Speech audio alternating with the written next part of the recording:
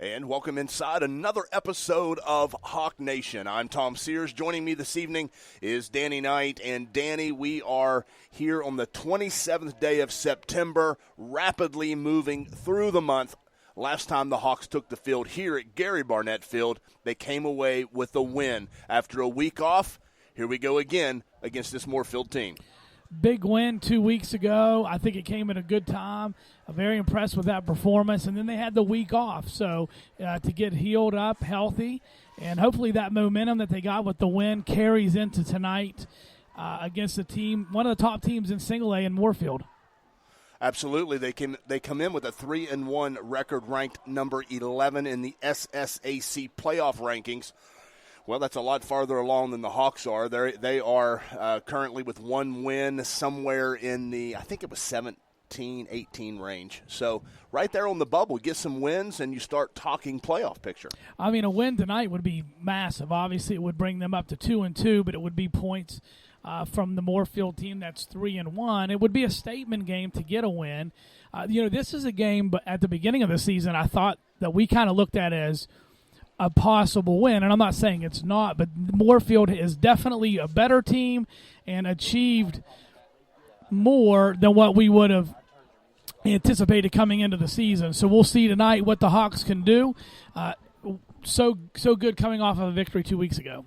Absolutely. The Hawks out there sporting some nice black uniforms trimmed in orange as Moorefield makes their way back into their locker room. We are about 21 minutes away from a kickoff here this evening, and competition on the field, but competition off the field as well, Danny. Last week, or well, I should say 2 weeks ago, we started our coaches cook-off. Did we call it that, or did I just come up with it right now? I think you just came up with it. That's awesome. Yes, but that's what you do. It is. You just come up with awesome things off the cuff. I don't know about that.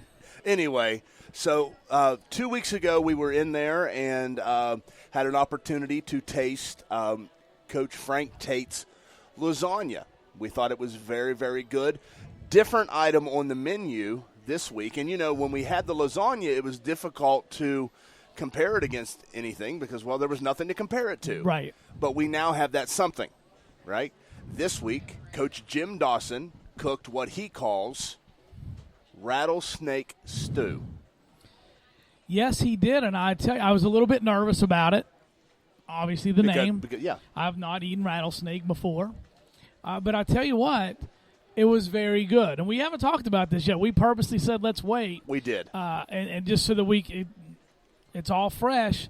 But I personally, I thought it was very, very good. I went back for seconds. Now, it's hard. Like, now we do have something to compare it to. What I will say is I think it's stiff competition is what we're going to see because at least initially, and we'll talk more about it, I feel like it's pretty close neck and neck. Well, let me clear up a couple things for the listeners. It's called rattlesnake stew, but it's actually chicken. Well, but I didn't want to say it because I want people to think that we're cool because we eat rattlesnake. But you're right. Let me ask, do you really think there are people out there listening that would think we are cool because we eat rattlesnake? Don't answer that. No, probably not. Okay, yeah. I actually was afraid of your answer there, so I tried to hold you up. Okay. All right. So, yes, we did. We had a discussion. We said, you know what? We're not going to talk about it here off the air. It's going to be fresh. It's going to be raw, so to speak. And so, okay. My thoughts first, or do you want to go ahead? Yeah, no, go ahead. Okay. So, my thoughts, it was very tasty. Let me start there. I am not a soup guy. Yeah. So, stew, soup. Kind of, for me, it's kind of the same thing, right? You eat it in a bowl, or like tonight, we ate it out of a cup. Yes. So, but it was very, very, very tasty. I think it's difficult, and I know we have to. Yes. But it's difficult to compare it to lasagna because they are so different. I mean, do you agree? I do agree. It is difficult. I mean, I guess it just is what it is. What we're up against here, it's tough. But I think for me, I love Italian food, so it would almost be an advantage for the lasagna. But I'll say that I thought this was very good enough to be like it'd be tough to choose. If we had to choose tonight, it would be really tough to pick. Well, we are going to choose tonight. So are people advancing? Yes. Oh. Yes. Winner stays. Okay, winner stands up. Yes. I like that. Yes. So we have to pick. Oh, now that's so hard. I know, because, I don't know that I have a clear-cut answer, right? I mean, I don't. Ooh, yeah. I mean, I'm going to pick something. But I don't. That's really that's tough. It's a tough call. Do you think we should wait till halftime? I would like to, just to have a little bit more time to think about it. Yeah. Because I was thinking we'd have 5 of them to choose one. When you start talking, but that's good. I like it, because when you start having to pick one on one, yeah, it's I think difficult. So. Well, and plus, if we wait 5 weeks from now, say we wait 5 weeks, yeah, and try to pick a winner, we may forget. We forget the lasagna, or we forget the rattlesnake stew. Yeah. But tonight, if we pick a winner. So the rattlesnake rattlesnake yes, it is a tongue twister, no pun intended. Stew, it was good. It reminded me of a pot pie, like a chicken pot pie. Would you agree? Just agree. Without the pie crust or whatever. Yeah. But that's what it reminded me of. It actually would be a very good chicken pot pie filler. It definitely would. Absolutely. So, okay. So what we'll do, let's do it this way. Okay. Let's wait till halftime. We'll make that announcement. You got to help me remember, because I'm not used to critiquing food. Well, I'm older than you, and I may forget. No, we'll remember. Yeah, I'm confident. I'm confident we'll remember. Yeah. So, but let's do something that what we can do. Let's talk about, without picking a winner. Yeah. Let's talk about the good and the bad of the rattlesnake stew, Okay. or the surrounding items. Well, I think that eating it out of a cup was a little bit difficult. It was very hot. Yes. So holding it in the cup, it burned my hands a little bit, burned my fingers. Yes. We needed the coffee little things on the outside if we were going to do that. And it was just really hot in general. My tongue still feels I think I burned some taste buds off. So maybe a little too hot.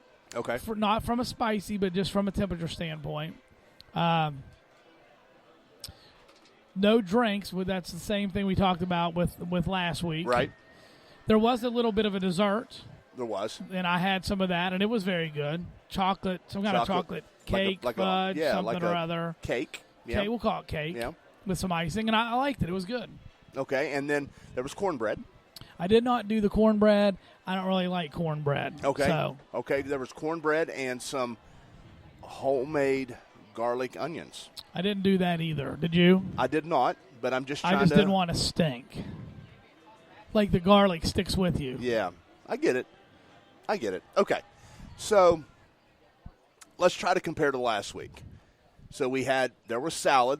We didn't get any of the salad. That's right. Okay, so both weeks, no drinks, right? Right, both weeks. I mean, I think next time I'm going to go ahead and just bring a drink. We're going to have to. Yeah. Because I eat better with something to drink. Yes. Yeah. I need something to drink to eat well. Although I did eat 2 helpings of this. But yes. I had 2 helpings of lasagna last week as yes. well. So. Yes. Okay. So some. Yeah, I mean it is. I mean, and we're going to pick the main item, right? I mean, we are, but but it is the overall experience does play somewhat. I mean, if you have to pick, sometimes you go to tiebreaker things. But I think overall, without picking, I think maybe there's a little bit of an edge from an accessory standpoint this week, because there was plenty of cornbread, there was plenty of cake. Yes. Whereas the extra stuff they had the garlic peppers, even though we didn't need it, that was all there available if we would have wanted it last week. Not the case. Okay, so obviously there's 2 of us, right? Is that yeah? 1, 2. Yeah. Yeah. You, me, 2. Right. Yeah. So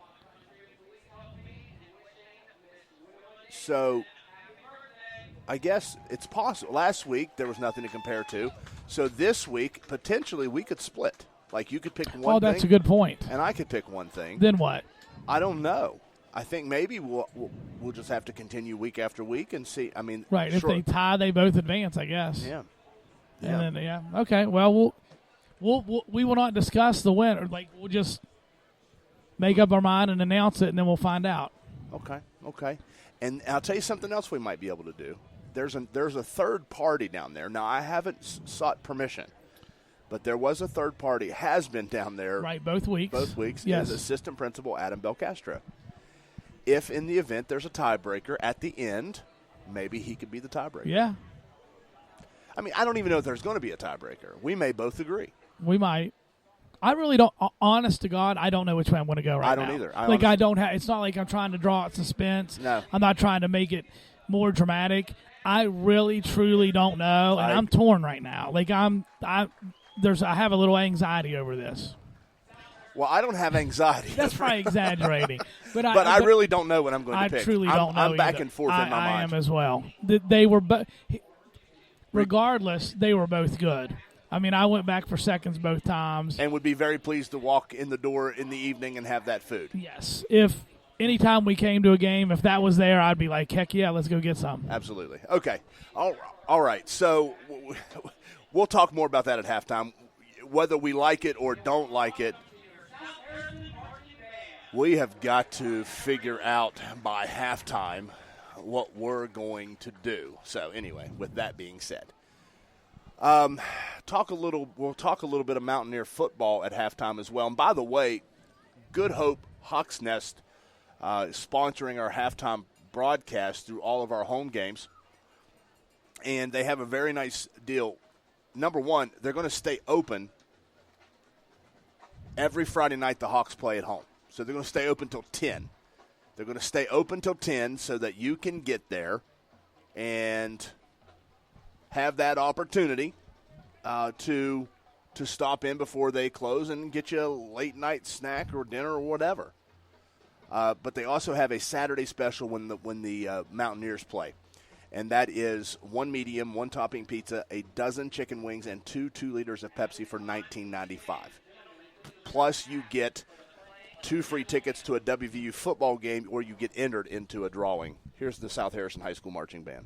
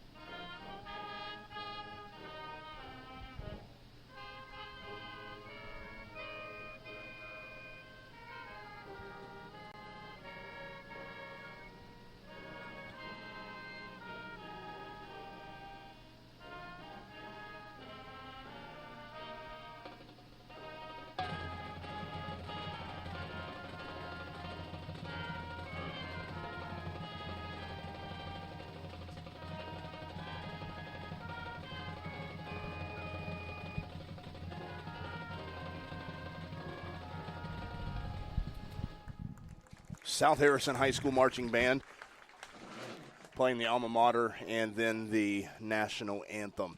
You're listening to Hawk Nation. South Harrison High School football team hosting the Moorefield Yellowjackets, trying to move their record to get that second win on the season and their second win here at Gary Barnett Field. So you could say that the Hawks are undefeated here at home. They are, absolutely.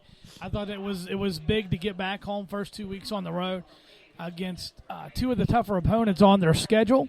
They survived that. We felt like if they did, and with relatively healthy, that it could benefit them. It, in fact, did. We felt like it made them a better football team, helped them to get the win against Parkersburg Catholic. Week off, I mean, this is a team that could be poised tonight to pull an upset off against Moorefield. They definitely could, Danny. I think that's an excellent point, and it would be an upset. Again, 3-1 Moorefield in here, ranked number 11 in the state. And let's not kid ourselves. Any win right now for this Hawk football team is a good win. Looking back to last year's issues, and they've battled through issues thus far this season, but we're also seeing tremendous improvement. They're definitely a different football team off of last year. Just improved, really, I think, in every area. You could just see that. I think the coaching staff deserves some credit for that. But, yeah, I mean, any win is a good win, especially this time of the year. Still early in the year. A lot of things out there for the Hawks if they can continue to win. I think this is a very, very interesting game, especially now that Moorefield comes in at 3-1. It's much more interesting as we sit here tonight than what it was when I looked at it on the schedule at the beginning of the season. This is really a big game. I mean, this is a game that if the Hawks would like to get into the conversation at the midpoint of the season about playoffs and things like that, hey, a win tonight would put them into that conversation. A loss tonight really makes it difficult because they'd probably have to come close to winning out to do it. Yeah, absolutely. You would think then you would fall to your third win on the season. And yeah, with only 9 games, that's true. We got to think about that. Well, no, we picked up a 10th. We have Tucker at the end of the season. Okay. When you look at the schedule, really coming into it, you thought, wow, this is a schedule that's conducive for a potential playoff run. But there's been some surprises. One that was not a surprise was Doddridge County, who, by the way, last night beat a very good Ritchie County team. But Tigard's Valley, I think, is ranked like 6th in the state right now. And I know someone from the school pretty well, and he told me he's been there for a while. He said, you know what? This is the best team that has been at Tigard's Valley in probably 20 years. Wow. Okay. Yeah, so St. Mary's also playing well. So there's very little room for error. Even though the schedule's lighter than it was last year, it's still not a light schedule. A lot of the teams that were not very good last year on the Hawks schedule are a lot better this year. And it makes it interesting. I think this tonight's one of those, we thought, hey, that's probably, or it certainly can be a win. I still think it can be. But definitely more difficult than I anticipated. Tigard's Valley was one of those games that I looked at in that way. That's obviously not the case. But all that being said, if this is a playoff caliber team, we can get those wins, and it actually helps the Hawks that those teams are getting wins because that will help us with points. Yeah, absolutely. And when you think about focusing on tonight's contest, South Harrison would greatly benefit from a win here tonight. So we're talking a lot about South Harrison winning. Danny, what do they have to do? We've seen them now through 3 games. In your opinion, what are the keys to victory for the South Harrison Hawks tonight? I think one thing that really helped their offense last time was the emergence of Jaron Robinson rushing the football. We said they needed to find balance. I felt like he was the answer to that, and it proved to be the case. He really got involved, especially in the second half last week. Had a great game, was our player of the game. And I think they've got to continue that balance. Obviously, we know where the football's got to go with McFadden. He needs to get a ton of touches, but they need to strike that balance with Robinson. Continue that. Then the obvious things, protect the football. Don't hurt yourself with penalties, which they have at times. And then I think just continue the solid tackling. They have done. Last year they were a poor tackling team. I would almost be strong enough to say they're a good tackling team this year. That needs to continue. Yeah, when you talk about good tackling team, definitely plagued the Hawks last year. But you see what defensive coordinator Brett Hathaway has been able to do in making sure that the Hawks have definitely improved in that area of the game. About 3:46 to go before we kick things off. Moorefield has made their way to the field. Well, at least their captains have. I don't see the rest of the team. And I can assure you one thing. South Harrison's not coming to the field until Moorefield does. It's just the way they do it here, right? That's the way they do it. South Harrison High School marching band patiently awaiting, as are the cheerleaders, as they are out there as well, waiting waiting to welcome the South Harrison Hawks. Beautiful evening. It's been, I mean, in my opinion, I don't remember a September this warm, right? I mean, honestly, West Virginia is in drought conditions. Yeah, it's been very, very dry and hot. I mean, it was in the 90s at that one point here, I think about a week ago. I don't mind it. I'll take a longer summer. I've enjoyed it. It's a gorgeous night here tonight, I'll tell you that. Definitely is. I stand corrected. Here come the South Harrison Hawks to the field. They will wait no more. Leading the way, head coach Chris Underwood seeking his third win of his career, second of the season.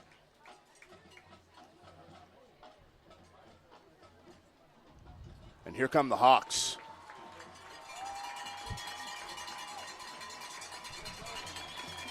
Hear the crowd here at Gary Barnett Field.